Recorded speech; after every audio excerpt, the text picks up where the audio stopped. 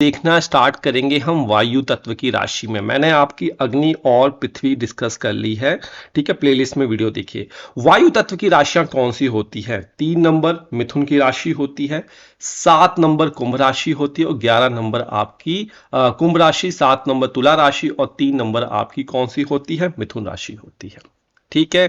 ये आपके D1 chart में आपने इन भावों को देखना है, ठीक है।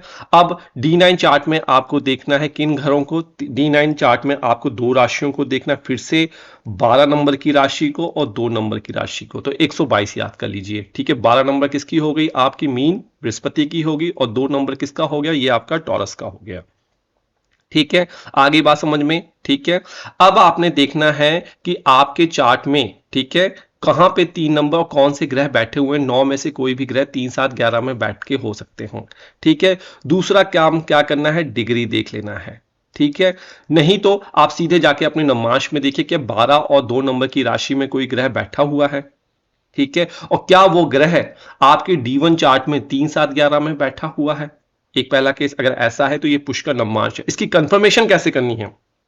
तो आपको डिग्रियों पे फोकस करनी है। 2 डिग्री लिख लीजिए, 16 डिग्री 40 अंश से लेकर 20 डिग्री तक, ठीक है। दूसरी डिग्री आपने लिखनी है 23 डिग्री 20 अंश से लेकर 26 डिग्री 40 अंश तक, ठीक है।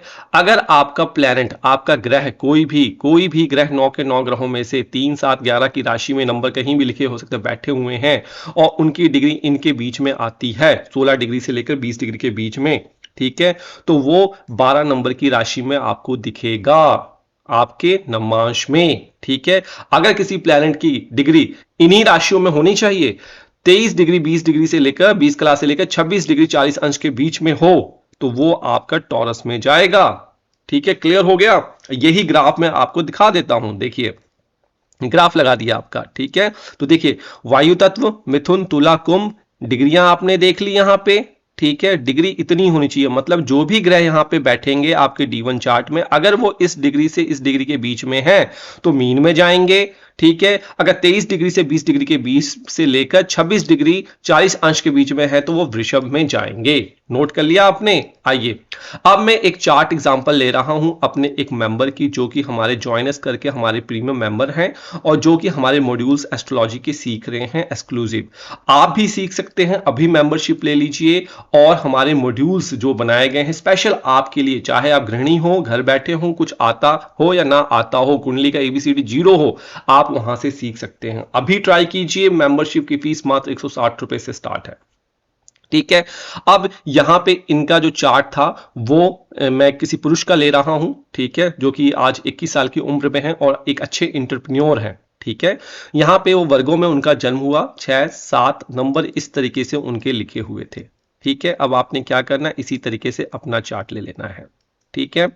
और 6 नंबर लिखा था और इनके D9 में भी 6, 7 कुछ इसी तरीके से वर्गोत्तम इनका लग्न था, ठीक है जी। नोट कर लिया आपने? चलिए अब आपने क्या करना है, सीधे सीधे यहां पे फोकस करना है। 3 नंबर कहां लिखा है, सर्कल लगा लीजिए। 7 नंबर कहां लिखा है, सर्कल लगा लीजिए। 11 नंबर कहां लिखा है, सर्कल लगा लीजिए। अब देखना है इसमें, और इसी तरीके से आपको, अगर मीन राशि देख रहे हैं, इसी तरीके से आपको 12 नंबर कहां लिखा, सर्कल लगा लीजिए। 2 नंबर देखिए कहां लिखा हुआ है। इनकी कुंडली में क्या है, यहां पे 2 नंबर में शनि महाराज बैठे हुए हैं, ठीक है।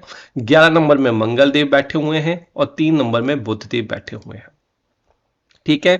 शनि की जो डिग्री है वो है इनकी 17 डिग्री 40 अंश के बीच में, ठीक है। मंगल की जो डिग्री है इनकी 24 डिग्री प्योर है, ठीक है। और बुध की जो डिग्री है इनकी वो आपका 26 डिग्री 50 के आसपास है, ठीक है। अब देखिए यहां पे मैंने देखा 3, 7, 11 में, मुझे 3, 7, 11 में ग्रह दिख रहे हैं, ठीक है जी। अब मैंने क्या देखना है, डिग्री को देखना है। क्या इनकी डिग्री किसी की इसके बीच में है? तो देखिए शनि की डिग्री आ रही है 17 डिग्री से लेकर 40 अंश के बीच में, जो कि पहली कैटेगरी में आ रहा है। तो शनि इनके नवमांश में जो बैठे हुए हैं वो कहां बैठे हुए हैं, 7वें घर मीन राशि में। Clear cut? ठीक है। इसी तरीके से मंगल देख लीजिए, क्योंकि मंगल भी वायु तत्व राशि में, मंगल की डिग्री क्या है, 24। मंगल इस डिग्री के बीच में आ रहा है, तो मंगल इनकी कुंडली में जो बैठे हुए हैं वो टॉरस में बैठे हुए हैं, ठीक है। बुध की देख लीजिए, बुध क्या है, 26 डिग्री 50 अंश के बीच में है, जो कि इसको ओवरलैप कर रही है। ठीक है, तो ये बुध जो है पुष्कर नवमांश में इनके चार्ट में नहीं बैठे हुए हैं, बुध इनकी कुंडली में बैठे हैं 9 नंबर की राशि में। Clear cut. तो इस तरीके से आप पुष्कर नवमांश कैलकुलेट कर सकते हैं। और आपने देखा होगा बृहस्पति और शुक्र के पुष्कर नवमांश सबसे ज्यादा आते हैं, उसके बाद आपका कर्क का आता है और बुध का एक कन्या आता है, इन्हीं में ही नवमांश आपके आते हैं। पुष्कर नवमांश की यह विशेषता है। ठीक है, तो पाप ग्रहों की राशि में कोई भी नवमांश आपको नहीं देखने को मिलेगा। ठीक है, ये पुष्कर नवमांश और डिटेल में पढ़ना है, वैसे तो मैंने वीडियो बना दी है, नोट्स और बनाने हैं आपने, वीडियो से बनाइए पॉज कर करके, नहीं तो आप जाकर हमारे वेबसाइट से भी बना सकते हैं। बाकी पर्सनल कंसल्टेशन के लिए ज्योतिष घर की वेबसाइट ऐप से आप कांटेक्ट कर सकते हैं, अपना चार्ट फ्री में, डैशबोर्ड फ्री में प्राप्त कर सकते हैं, और चैनल को अभी लाइक और सब्सक्राइब करके हमें सपोर्ट भी कर सकते हैं। श्री राधे।